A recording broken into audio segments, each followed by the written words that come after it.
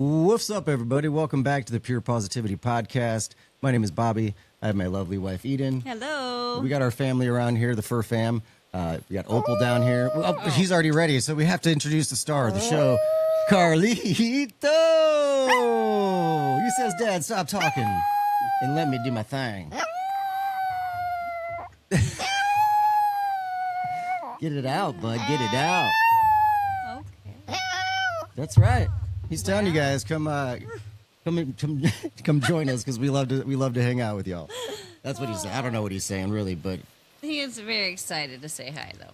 we have a really awesome one today for you guys. We have Clayton Payne with Pet Disruptors, if I could say that right. I was going to say distributors because we have a lot of distributors that we deal with on a regular, but disruptors. Clayton, welcome to the show today. Could you tell the people out here a little bit about yourself? Yeah, so obviously most people probably know me nowadays from my podcast, Pet Business Disruptors, but I am a lifelong pet industry person.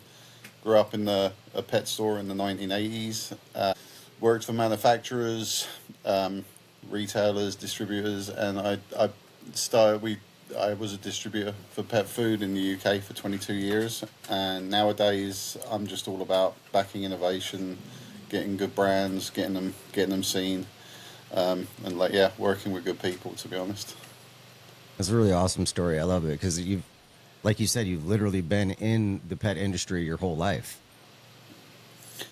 Yeah, and I think I've got like more of a 360 view, I think, than most people. I think like most people nowadays, like when they're in the industry, they'll be confined to, let's say, a sales role or to a manufacturing role or to some very sort of niche, whereas I've ran a business for a long time, and I've worked, let's say, in manufacturing, and I've been in retail, and like even today I'll still go out and I'll do shows for companies I like who can't do it because I want to talk to consumers all the time, because I'm like obsessed with, from the point of manufacturer to how people are actually reacting to products in the real world, so I think like I'm a bit weird because I am so obsessed with it, but Yeah. I I think it's also a bit of a superpower being that obsessed, Yeah, I love it. And it does. I mean, you can, when we talk to you, you can feel the experience through your words, you can feel that you've been around and you've seen a lot of this stuff. And then you kind of like have, I guess, formed your own opinion about things. And can you explain what you mean by disruptor? So I think the problem is with any industry is that most people just follow the lead of whatever's cool, whatever's happening. They don't try and make things better. They don't try and change things. They just, because like the easiest thing in the world to do is you've got a product that's selling well. I'll just do a bang copy of that product and put my own label on it. Or, I want to do a range of supplements. I'm going to go to a white label supplement manufacturer and say, what you got on the shelf? And let's just stick a label on it. Whereas for me, like, disrupting is about what can we do differently, like what new things can we bring to the market. And look, disrupting is 10 times harder because like one of the hardest things you can do in sales is like category building, because how do you know you want something you've never heard of before? Whereas if you're already using a product, it's real easy just to jump on board, and it takes a lot less money and a lot less energy to create a Me Too product. But that's not how we grow. That's not how we get better. That's not how we make our pets' lives better. That's not how just the world should evolve generally. So I'm all about disruptors, all about people who are just taking an idea, taking it to the next level, or just coming out with something you've never heard before. And like, I'm very fortunate, like through my podcast, I've obviously met a number of really interesting like new concepts and like, just different products, and learn a lot about existing products. So even though I'd been doing this for so long, just doing the podcast, like my knowledge base is like way higher now because I've learned so much off of everybody who's come on and explains to me, why you should do different things and what makes a good product and why they've made their product a certain way. So that's what disrupting is all about. It's a hard thing to do, just like on a marketing industry type basis, but it's something we all need to just to keep ourselves going, Yeah. No, that makes sense. And I think that ties into your experience too, because you're able to see all these things that do need disruption. A lot of the times we don't just disrupt just to do it. But I love your lens, because I was talking with Eden a little bit this morning, I guess in a comparison way of speaking about it. It takes like sometimes somebody to grow up outside of a system and then apply whatever they grew up around to a system that is already in place for them to see how things are just working, not adding up, right? So the comparison that I was telling her this morning was actually Dr. Karen Becker, how she grew up and as a teenager was working in a wildlife rescue, and they were feeding raw food to raptors, which makes sense in our mind to feed raw food to wild animals. But then when she was going through traditional vet school, was like something's not adding up here when it came to the nutrition question. So I think that with your experience, the way that you grew up in a pet shop and then worked in big kibble or whatever you want to call it, and now you have this other view that you can kind of just be like, hey, something's not really adding up right here. So it requires some disruption. Yeah. And look, also for me, I have like a very global view because again, like I'm half Irish, half Belgian, and like so my parents live in Belgium. I grew up in Ireland. I lived in the UK from uh, like a young age, so I'd seen numerous markets at play, and so seeing how different markets were working, you can look at it and go, well, what they're doing over there makes sense because things just again, the trouble is most people are me too, so. One person does something, somebody else follows it on, and you end up with like a perfect version of something, which can often be like really crappy. So you're just like literally, when I look at like different markets and I'm looking at the US, I'll go, well, you guys do this great and you do this great, but actually, what the hell is going on over here? So I kind of want to put my nose into anything that's not running right and see how can we make this better, how can we make this more effective, because over here they're doing it so much better. And so let's disrupt from over here. So whereas I'm not a biologist, I'm not a veterinarian, like I don't have like I've learned a lot of like I would never call myself a nutritionist or anything on that scale because like I've learned stuff, but I don't consider myself to be in that lens. What I do is I'm very good at scanning the market globally for products and seeing what the prices of things should be, like because there's things which are too expensive or things that are too low quality, and say, well, I know the manufacturing process of that. This is how we can make this product level up 10x and give the consumers real value for money. I love that, and your global view is really important too. Because I mean, that mixed with your experience of the just being in the industry, a lot of times a human. Our attention span is very small. And so we're just like jumping from thing to thing, trying to produce things. And a lot of the times what you need to do is just stay, kind of like how you've been in the industry for as long as you have, to be able to see, with a different view. And I really respect that. I think it's an interesting thing because I think experience is like a double-edged sword. Like for me, is that like, and like, look, there are people around who've been around as long as me, but the worst thing I could ever do is pretend I know it all because like what I knew 10 years ago, a lot of that isn't valid today. And 20 years ago, definitely not. 30 years ago, even less, So it's kind of one of those things that the problem with experiences is it can get you into a sense of give you a comfort blanket where you're saying, I know what I'm doing. I've been doing this for years, And it's like, this is a problem. You'll go to like a mom and pop type pet store. The people have had the store like 30, 40 years, and you'll walk in and you'll go, man, this is so old fashioned, it's crazy. But when you talk to the people in there, they're like, I've been doing this for years. I know exactly what I'm doing. But like, look, 20 years ago, I thought kibble was the best thing ever. I was all about, it's about the protein levels and the fat levels but now we talk, we just have a completely different lens because we learn. We keep adapting, we look at different products and we say, yeah, okay. Like what we knew then, like I did the courses, I did the AFCO courses on dog nutrition and all this crap where they just taught us, and most of that information I learned like 30 years ago now, like it's just comedy bad, Like you wouldn't even dream of like spouting it and like being taken seriously. But there's still people out there who think that's gospel. And so like experience is a double-edged sword because if you can be experienced like I am, but you also have to use that experience to say, okay, there's certain structural things which stay the same, and that's where my experience will come in. But how products work and what we see as things and where we are as pet parents, as like in terms of how we treat our dogs. Because look, 30 years ago in Ireland, like people used to keep their dogs outside.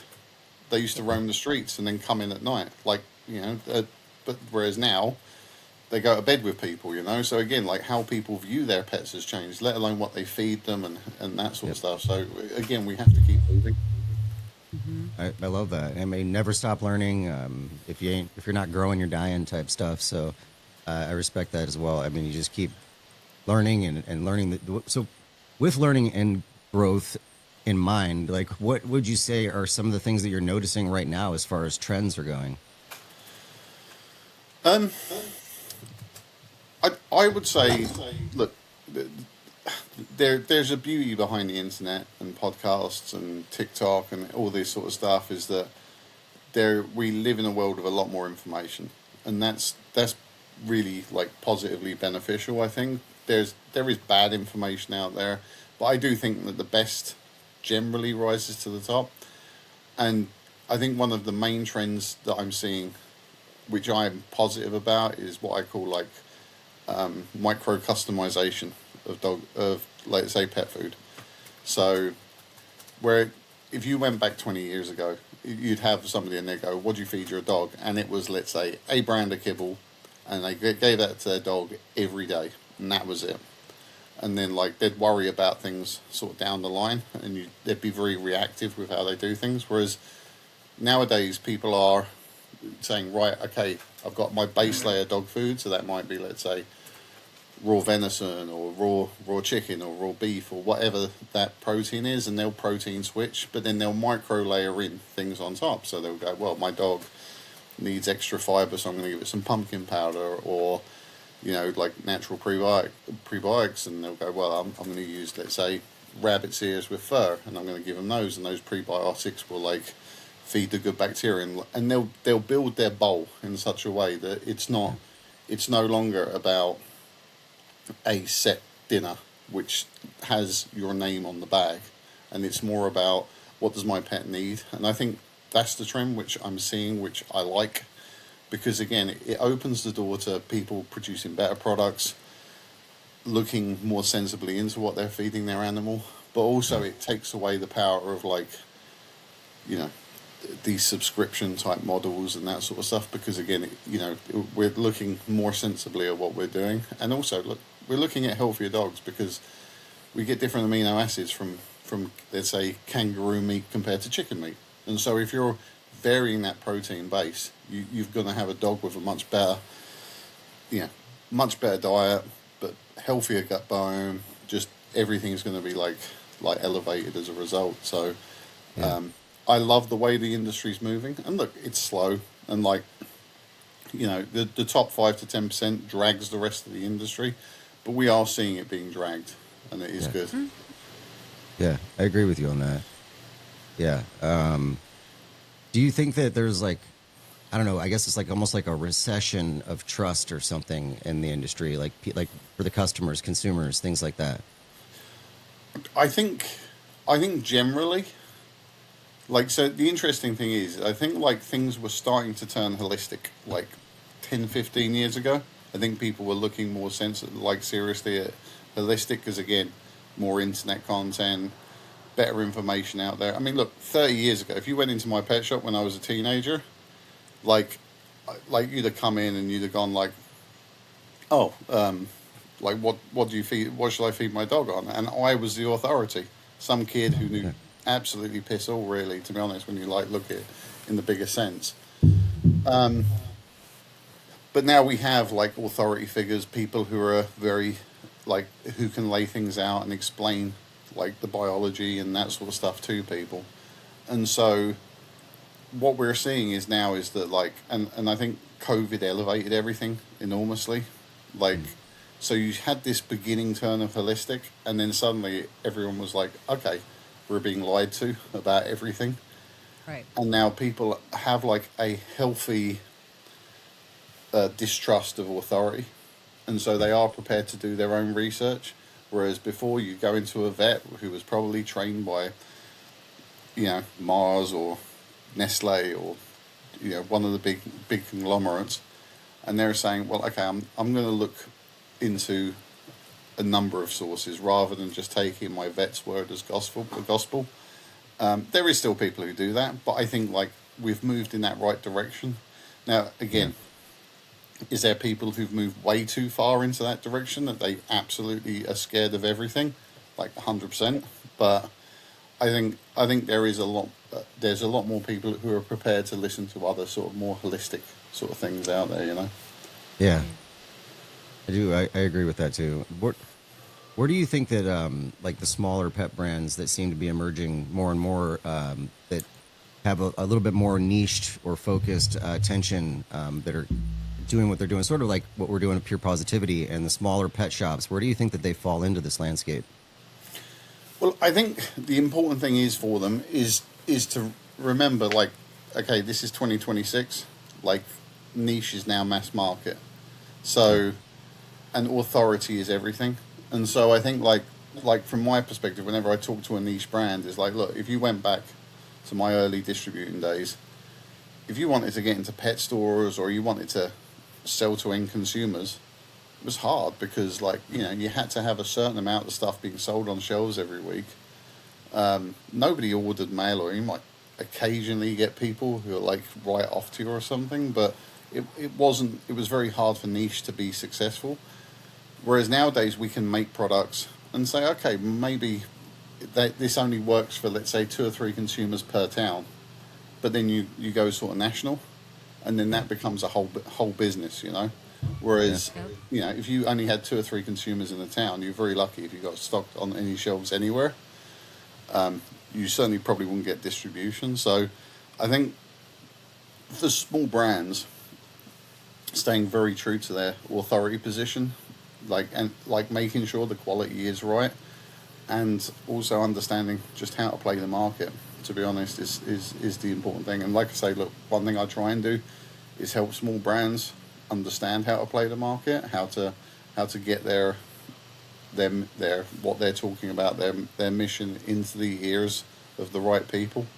Because nowadays, look, the world, like I say, the world has changed. It's what changed enormously, but you can be a niche brand, and as long as you keep your authority and you keep your ethics right, you can succeed, like sort of nationally and globally. I agree. Go ahead. I also, throughout all experience and stuff with what you've seen too, especially with multiple countries and stuff, is the mass marketing. And one of the big documentaries we do promote or talk about here, I don't know if you guys see it a lot out in the different countries, is Pet Fooled. And Pet Fooled talks about the mass marketing and all the bags, you can't believe what they're reading and that kind of thing. So we actually had a customer tell us about a bag of the cat food from the UK, and we could break it down on what it was marketed so differently than America, and it looked good, but breaking it down, it was still quality of It's very low similar. quality American food, just marketed differently. It looked better. Similar labeling, gray It's areas. just, yeah. The truth is that one thing I do talk about a lot is like how people ingredient scam, to be honest. And look, pet food makes it particularly easy for that to happen because it naturally has like a lot of opaqueness. That was it. It is. Okay. We're good. You muted it. It's okay, boy. You can still hear.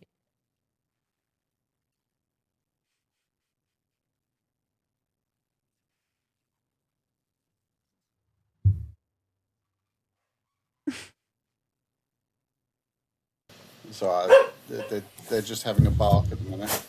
It's okay. I think they're all talking. They're They're trying pets. to have their own podcast.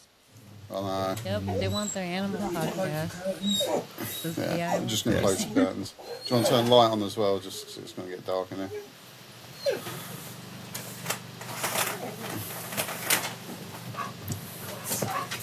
Close the curtain. Middle of the bloody day, because they're cutting the grass next door. It's ridiculous.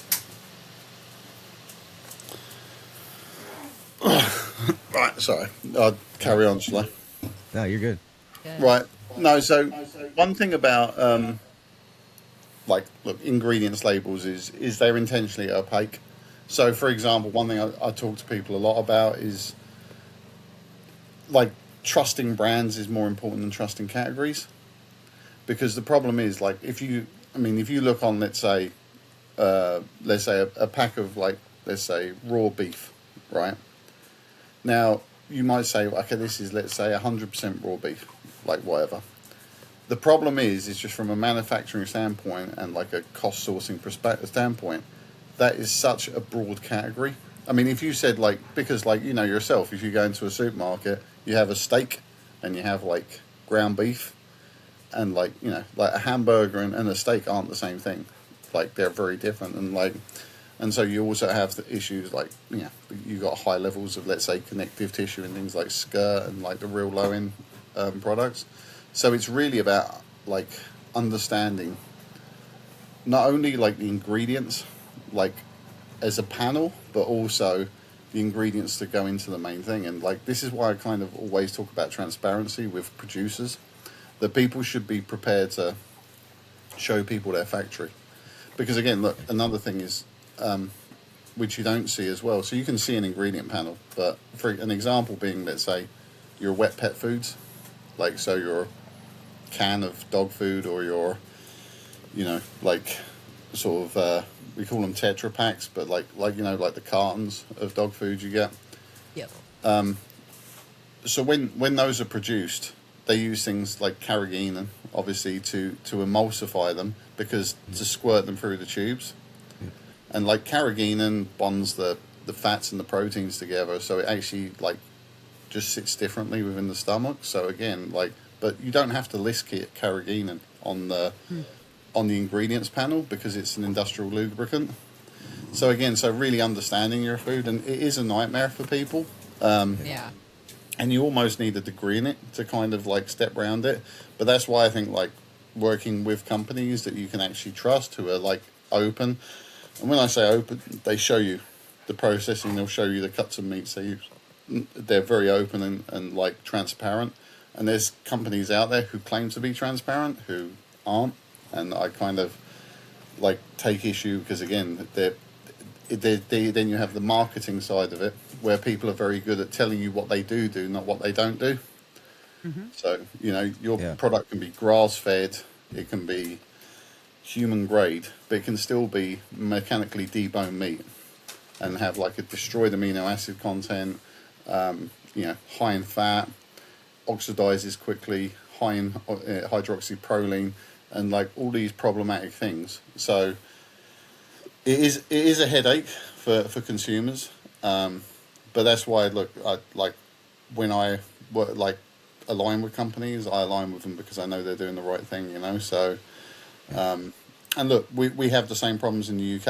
I feel like our labeling system makes us less opaque than America, because in America, like one of the things I have a bee in my bonnet about at the moment is bone broth, because there's no collagen counts on American bone broth. Right. And collagen tells you how much actual like quality bone broth is in there, because you're buying it as a therapeutic, not as a flavor topper. But again, like you can have that bone broth and you can add like, you know, 4 gallons of water to it, and it's still bone broth technically. Do you know?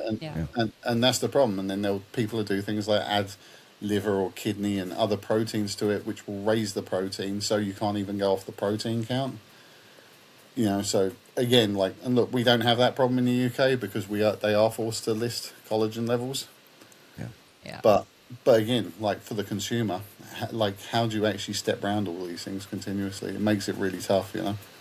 It does. I mean, we work hard to have a safe space to provide for people because of our experiences with this too, right? Like we would go in our past, and I know with my first dog, I had him for 12 years, and I would still go to these pet stores and pull off every bag and think I know what I'm reading on the ingredients and say that looks pretty good, and then even ask the staff who's probably younger than 20 years old if they know it's a good bag, and they, of course they're going to say yes. They don't have the experience to know otherwise. so with the experience of ingredients and understanding what's listed and stuff, in our shop, we are so particular with that. We are particular with sourcing. When we have our people come in, they know they have a safe space to, if they want to read ingredients, it's because they want to know, but also, hey, maybe there's a certain protein that they're trying to avoid or something, but they're not going to be worrying about synthetic vitamins and fillers and all the excess stuff. And on top of it, we're so, it's like some of these companies are trying to do better, right? And get off of synthetics and promote their companies as being synthetic free and whole food. But on the back end of things, there's still a bunch of products that need to be sold. And then all the other pet shops, they can take that. But then when we get it, we're like, oh my gosh, this is the old recipes, and we would have to, I'm so sorry to the distributors, we have to return this. This is against everything that our protocols are because we don't carry things like that here. Yeah. So it's a very interesting thing. So I'm wondering, I don't think a lot of pet stores are doing that, but we care so much because It's we're not going to. just trying to have integrity. Right. Yeah. And like you're saying, stays true to integrity, staying true to what we know and believe is doing the right thing.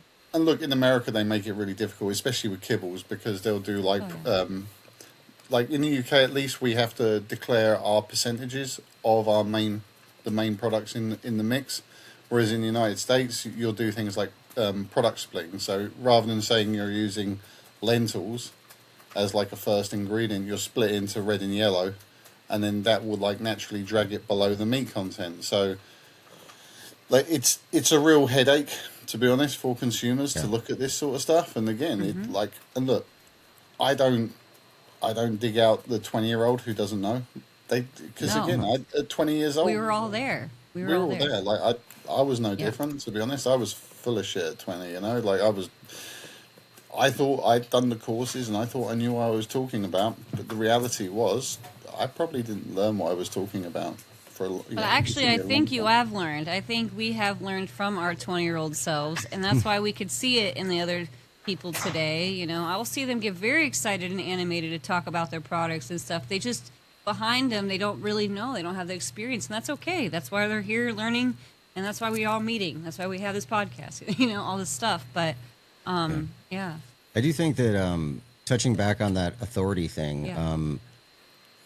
I think that smaller pet brands, smaller pet stores have a responsibility, maybe a little bit more than they did in the past. It's a changing industry, like you're talking. And then, when you think about authority in general, a lot of people are stuck in an old model of that, where they're looking at certificates and doctorates and things of that nature. Whereas, like, I think it was Al Davis. Al Davis was like the great producer who never played an instrument in his life. What I'm getting at is just like you have that experience, the wisdom, the wherewithal to learn it, The eye. and then pass it on. And I think that a lot of folks out there are looking to smaller brands and looking on to things like the podcasts like this, which is great. But I did want to lead to a question here, which is to ask you: have you heard of anything like this, where sort of the bigger pet brands are coming in and swooping up or paying or backing podcasters to speak on their behalf or to spread information that might not be completely 100% true? I think, look, they do it, and I do know people who are backed, and people like, look, I have a friend who's had numerous approaches, because he's the guy who talks about nutrition a lot. I have always, like me personally, I purposely don't monetize my channel because I don't want to be compromised. And look, I make money from other things I do. I still work in the industry, so I still have my own income. I just try and use my platform to help people. But yeah, look, and there's people who are vets who are like, looked after, and that might not necessarily be like, here's 200 dollars in your back pocket, but Yeah. it could be, oh look, we're give you your food for nothing and this sort of stuff, and like just like wine and dine them when they go to a show or something like that. But like I do know people who, like I say, my friend, he gets approached on a regular basis by pet food brands who want to do like work with him. And look, from a brand side, from like somebody who's industry, from a brand side, like if uh, if I could go up to Dr. Becker or someone like that, and say like, yeah, how do you fancy being like my spokesman? Yeah, like why not?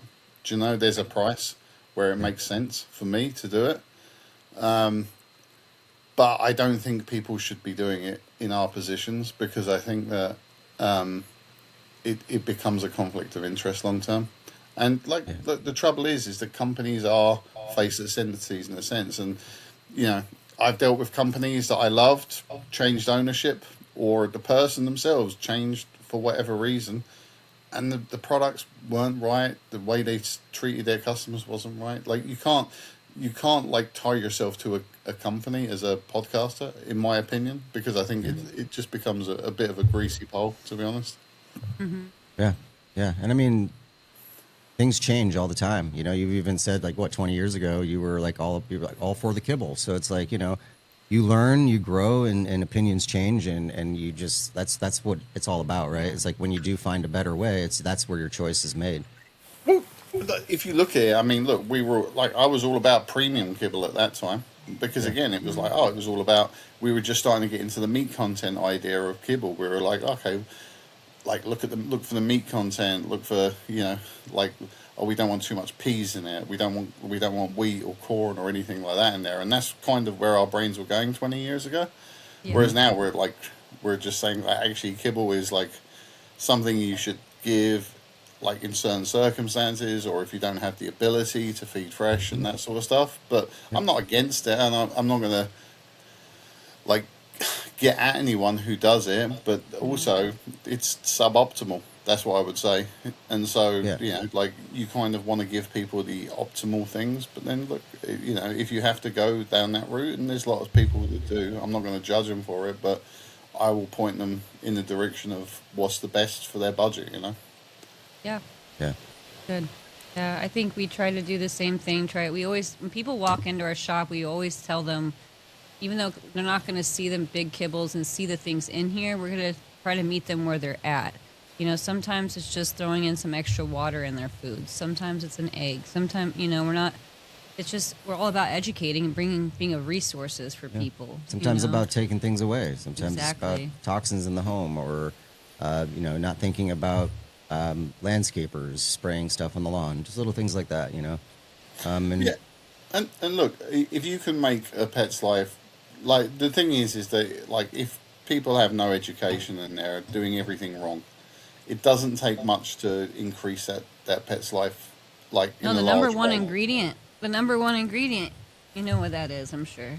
We tell everybody, they already have it. It's the love that they're giving their pet.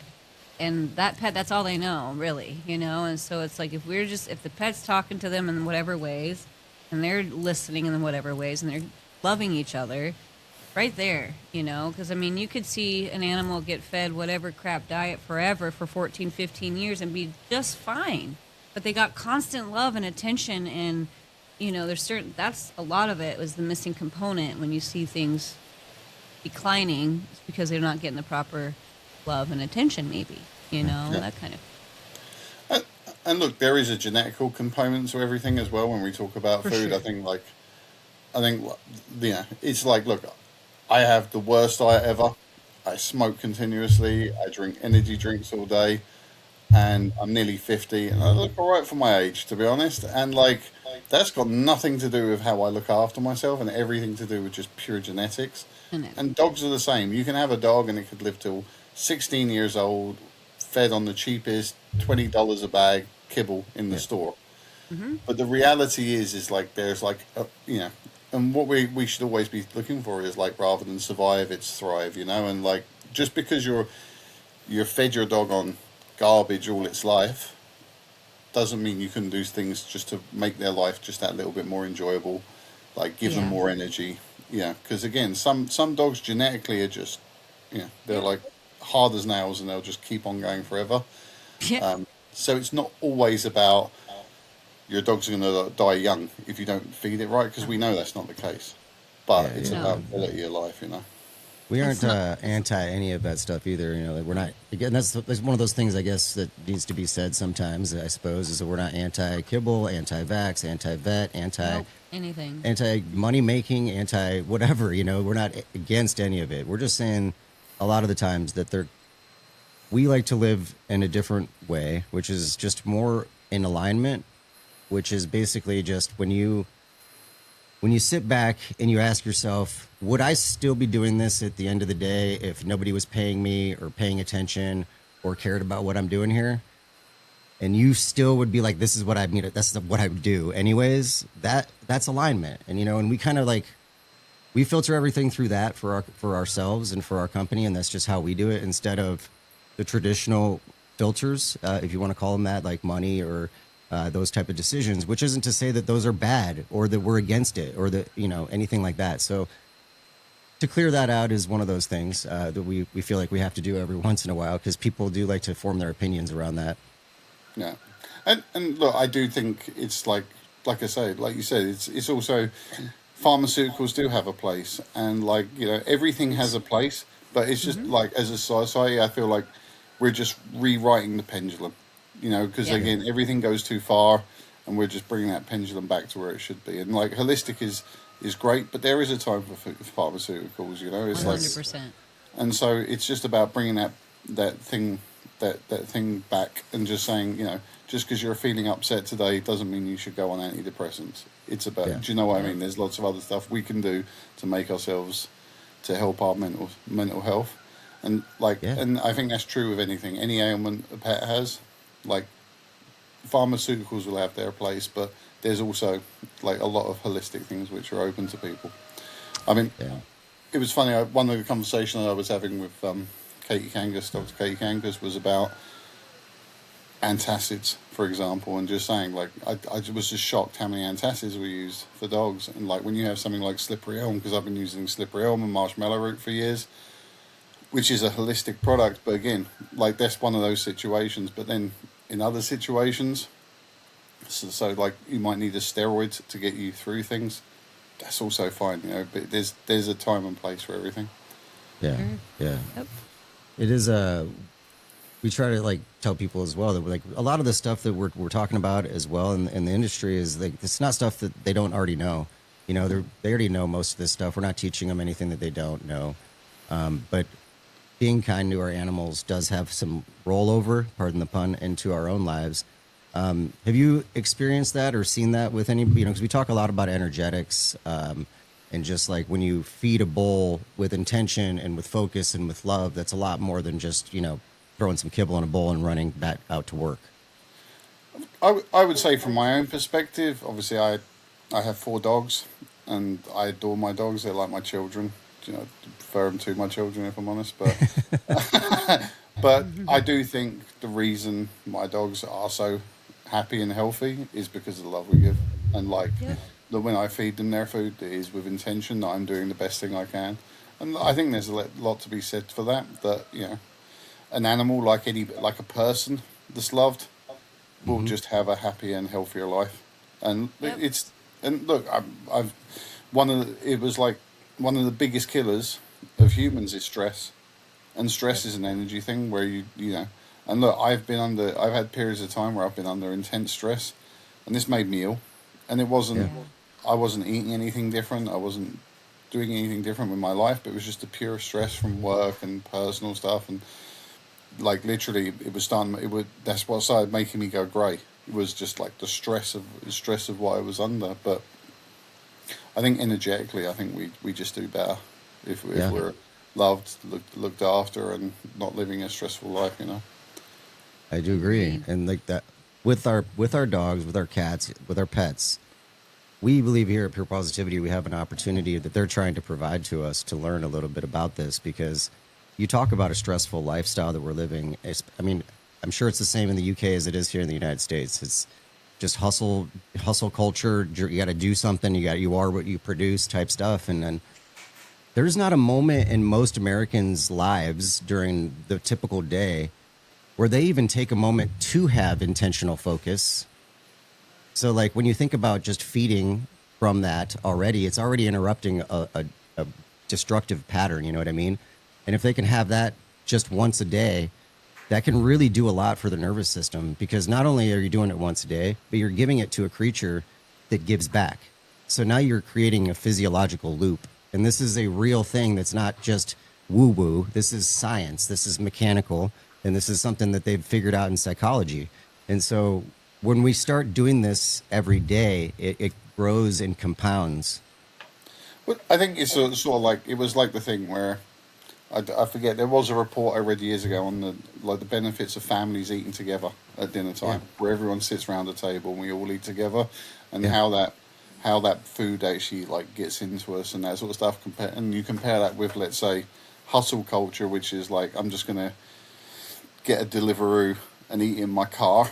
Do you know what I mean? And just how the food affects you, and like as you know, I had like addiction issues, and one of the first things like one of my therapists said to me is, he said, take the time to put some energy into the food you make for yourself. Yeah. He said, like, you're just eating takeaways, you're eating garbage, like just stand back, make yourself food, which takes effort. Take that time and effort to feed yourself. And believe it or not, that was actually a very powerful thing, was actually saying, look, I am worth cooking a proper meal for and looking after, rather than I'm just going to get some chicken wings and just haul them down my throat and just carry on with my day. It's such a big deal. And I mean, a lot of people these days don't cook for themselves at all anymore. I'm so glad you shared that. That's actually a very common issue that we come across. Yeah, a lot of folks don't cook for themselves. Self-love is kind of like out the window because they don't have time for it. And so a dog is there to kind of remind us, like, hey, this is what you're supposed to be doing, you know, like being here with me, loving me. I don't care what your job is or what you've done today or how awesome you did this or how great of a driver you are. The dog doesn't even care what you're actually even eating, as long as it's getting some too. You know? You know? That's what my dogs do. They'll sit down and eat Haribos with me, to be honest. Yeah, and I'm sure they're not enjoying them. They will. And so it's like, Yeah. but love. What I'm getting at, I guess, is that it can change you in the long run. A lot of the times it just does, just by giving a little bit more intention, a little bit more focus. And so like we're just all about, like, again, she talked about meeting people where they're at. We are all about doing that because we find that these little tiny things actually make huge adjustments, like small hinges swing big doors. Yeah. And it just really is amazing to watch. And we just doing it here in the community is just so, it's so gratifying for us. We love to just help people kind of, I think that the biggest thing in the pet industry and all industries is that we're outsourcing our decisions. We're outsourcing who we are to the brands, to the doctors, to the corporations. And we don't trust ourselves to make decisions anymore a lot of the time. And so we're trying to help people remember that you can make decisions for yourself, for your pet.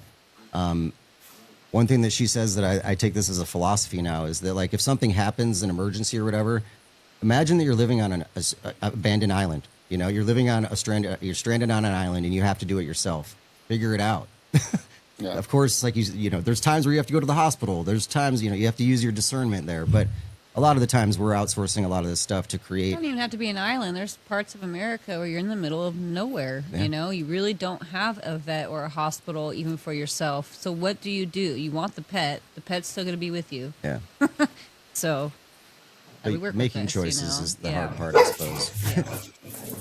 We wanted to talk a little bit about when you were out here in Fountain Hills and you came to our shop. We wanted to, just like say thank you for coming, because you were our first, like, I guess, guest to come through and get the Pure Positivity experience out here in Fountain Hills. So thanks for coming through. No, it was awesome. I loved it. It was, and look, I'm, as you probably know, I'm like a spur of the moment person. Like, just, I think where I'm busy, but it's like, I was like, I'm in Phoenix. Let's give you guys a call. Like, if you're around, brilliant. If you're not, I get it, to be honest. But yeah, it was awesome. I had a great day with you and really appreciated, like, your hospitality, to be honest. Yeah. It was perfect for us too. We're pretty spontaneous like that. So when you hit us up, we're like, oh, perfect. Let's do this. Yeah. Yeah. No, and to be honest, love the shop. And like I say, I love you guys and what you're doing. So it's like, I'm always there for you to, yeah.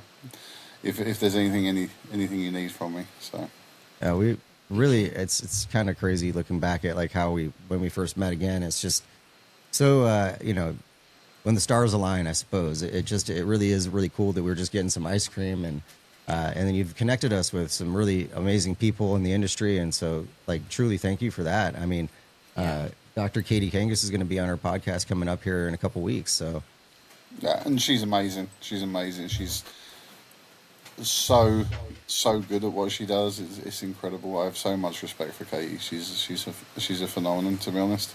yeah, we would love. We talk about it a lot. Where one of our missions is to help in any way that we can, but we would love to see more veterinarians take this route. Just like getting down this holistic route, integrative route, where they think about things in the way of the animal first. And it's not just about. Yeah, it's like finding the root causes and or supporting the system better with whatever other modalities, that kind of thing. So I think more. I think there are more getting this way, but do you see like any of that like as a trend? I think there's a lot more people bending holistic, but I think the problem is, and look, this is the same in the US as it is in the UK. Like when you are a licensed veterinarian, you have certain guidelines you have to work to, and so if you have an issue, you have a solution, which is what you're supposed to prescribe straight off the bat. And I can see both sides of it. So, like, obviously, on the holistic side, you're giving a pharmaceutical where you don't need to. That's crazy. I don't know what you're doing there. Like, it's like the antacid versus slippery elm argument, right? But I do see the other side, which is you kind of have to make rules to work to the stupidest person in the room. Because what you don't want is veterinarians just being so crazy holistic that they won't give a pharmaceutical ever, and it costs lives. And like, so there is, I feel like the people governing need to be a lot more proactive with like finding different routes than pharmaceuticals. But the trouble is, a lot of money in pharmaceuticals, and it is a continuous batting off process. So, but look, having people like Dr. Katie Kangas out there, who is a licensed vet, who is holistic. She's like fully integrative, so she uses Western medicine, Eastern medicine, like modern medicine, like holistic stuff. So, and I do think it's important to have like those voices out there, and to the more we can elevate those voices, the better. Because I read a paper. It was during COVID, saying that like 70% of pharmaceuticals used in the UK were unnecessary or detrimental. Wow. And so this is where we're at, to be honest. And I get it. I understand how these things happen, because people are busy. You've got an answer in your book. Here you go. Here's your answer.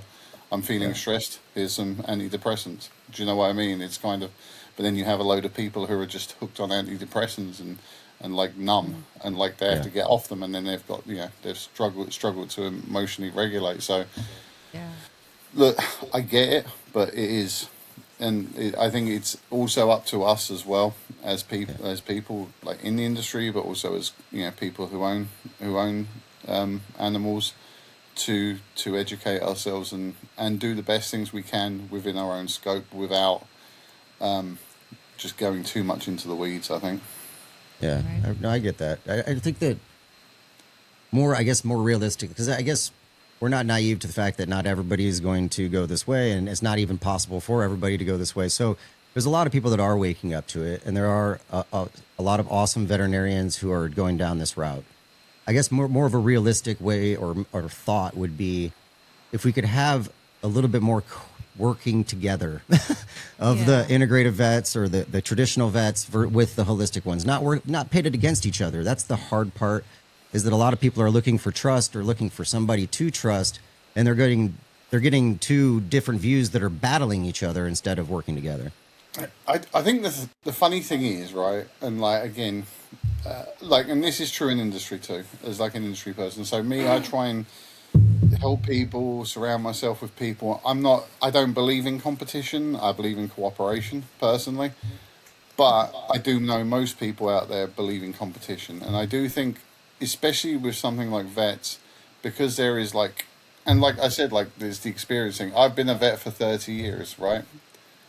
Does that mean that you're a fantastic vet after 30 years, because if you're doing the same thing as you did 30 years ago, chances are you're kind of out of date with a lot of your thinking. That's like saying Yeah.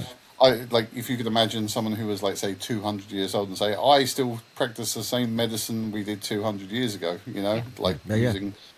using weird, you know, iron and God knows what else to treat things. Like, we move on all the time, so it's trying to get people to have less ego and be more open. And we're dealing with human beings, and again, I think the problem is with a lot of vets is that they do have a certain level of deference to, like, people will naturally sort of like just believe everything they say, and a bit like school teachers, like, they get used to talking down to people, so then it becomes very hard for them to actually question their own belief cycles, and, you know, like, actually have open things where they'll actually learn things. I think it is difficult. I think it is Yeah. difficult because I think the structure of how vets are and the way they're treated, and, like, again, a lot of the people who are being quite oppositional to them, obviously some of them are coming from very low knowledge bases, and then they're kind of like, oh, all these people who, you know, I've done this 30 years, I know better than you. We need more vets out there who are prepared to put their head above the parapet and say, let's learn something different, because it needs to happen. And there are so many bad veterinary practices which are actually done at the moment. I mean, I spoke about antacids, but there's also things like the use of gabapentin and things like that for, like, anti-anxiety, which is wild in my opinion. And How they like, pitch gabapentin. I mean, I've been like literally in a doctor's office because I have chronic back pain, a spondylo. They literally will talk about gabapentin like it's like vitamin C, dude. Like they're just like, oh, it doesn't do anything. It's like, just blah. Right. Just like all the- and it is, in my opinion, it's a horrendous thing, because my other half lost her leg in a car accident, and she was on gabapentin after the amputation.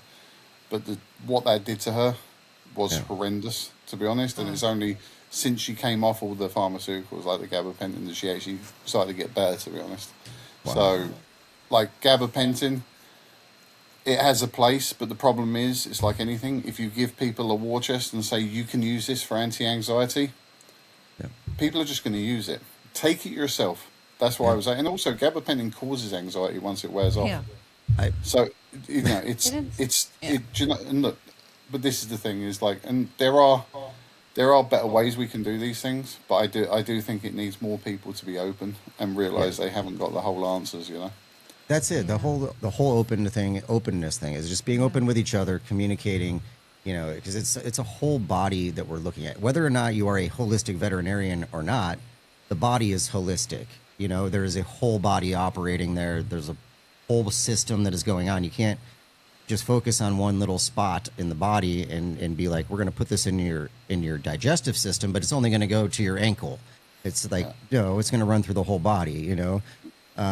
That's all we're asking, is just a little bit more of the communication, openness to realize that none of us knows all the answers. Well, I think like collaboration as opposed to competition, right? Because I mean, I just think this is so important. Humanity proves that we get better when we do actually come together, and if we're competing against each other, that kind of doesn't work. And it's like, no one should be dogging somebody that has their head, they're very book smart and they can understand things on a very different logistic level, where the other ones are very experienced in life things and have a very different view. Doesn't mean we can't, you know, actually help and heal together things. So I don't know. I'm all about.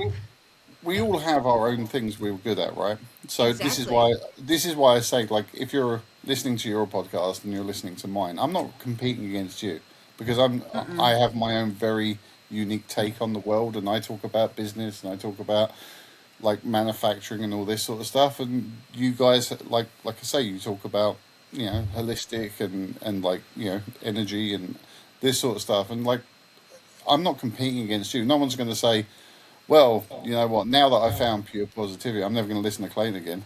Do you know what I mean? That's not how the world works. And also, we can be connected with lots and lots of people, and, like, look, just because even people who've got competing products, you know, like, some people are going to like your product, other people. It doesn't mean if you can't work. If you work together, you can all get better together, and I think that's the reality. And I think Yeah. whether it's in business, whether it's vets or consumer companies or whatever, and like pet stores, I don't mind who it is. The more we work with the people around us, the more we all succeed, because we're all going to have our own particular spin on things, and yeah, we can all sort of elevate ourselves. Yeah, I mean, and our entire mission here is really not about us, anyways. So if we all can come together and we just get healthier pets, that actually ends up makes humans healthier too, because it's love being reciprocated and then multiplied. So Wasn't it proven that it's just over 24% a life? Yeah, you're living life longer when you have a pet in your life. So it's like, that's huge. yeah, you live 24% longer if you have a pet. That's why I smoke, is just to bring those numbers down a little bit. Yeah, So that evens out somewhere. I don't have to save so much for my retirement. Then that's what it is. Are you retired? No, I wish I No? was. I wish I was.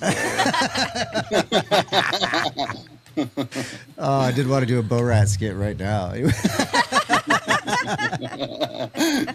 So, Oh, that's good. All right on, man. Well, on that note, I think that we're gonna get off of here. But I wanted you to go ahead and share if you're gonna be back in the States sometime soon, or are you gonna got anything? Anybody wants to find you out there? yeah. So obviously, if people want to listen to me, I've got my Pet Business Disruptors channel, which you can listen to me on. But in terms of being over here, I'll be at Super Zoo. I'll also be, which is in August. I'll be at the Minnesota State Fair. I'll be at the Delaware really? State Fair. Yeah, oh man, I'll be at the Mid States Fall Fair. Those are a which big is- deal. The Midwestern Yeah. state fairs, those are like huge out there. Yeah. Yeah, I think Minnesota's like 2 to 3 million people go to that. So They're big. Yeah, Iowa is pretty big too. I'm wondering Yeah. what the competition there is and the numbers. yeah, It is a I'll big be- deal. I'll be at those. So if you're around in the summer and Wow, come cool. and find me, I'll be around. Right on, so. man. Well, Clayton Payne from Pet Business Disruptors, thank you again for being on today. Yes, thank you. I mean, it's nice having you back. I mean, Yeah. it's just like, I just love the technology, like we can do something like this from Fountain Hills, Arizona, and the United Kingdom. It's like, what? This is pretty cool. So We're living in the future. We're living in the future, Right? aren't we? yeah, yeah, for sure. pros and cons. All right on, Clayton. Well, Thank we'll see you soon. Yeah.